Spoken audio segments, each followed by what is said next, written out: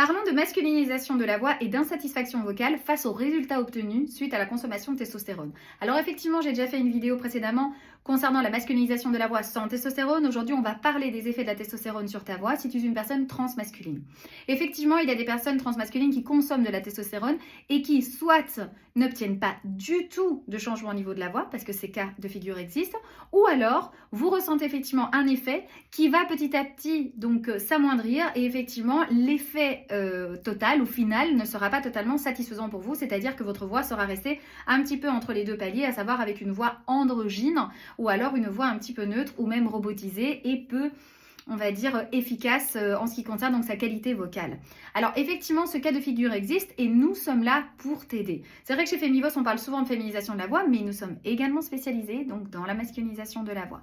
Dans ces figures de cas donc où effectivement vous avez consommé de la testostérone, mais les résultats ne sont pas du tout comme vous le souhaitez, sachez qu'on peut parfaitement corriger tout ceci avec un entraînement vocal. Alors bien sûr, face aux personnes qui n'ont pas ressenti du tout de résultats, habituellement, ce sont des personnes qui ont dépassé la quarantaine et effectivement, la testostérone ne se synthétise pas pareil chez les corps donc plus âgés de 40 ans que pour ceux qui sont moins âgés de 40 ans.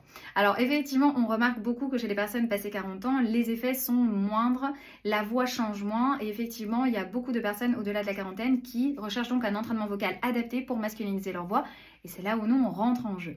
Il y a également donc des personnes qui ont consommé la testostérone un petit peu avant la quarantaine, mais plus jeunes des fois, et qui effectivement ont ressenti donc un impact sur leur voix, mais on va dire que la masculinisation ne s'est pas finalisée. Et effectivement, la voix, comme je le disais avant, reste androgyne ou même parfois un peu robotisée et reste un petit peu entre les deux paliers.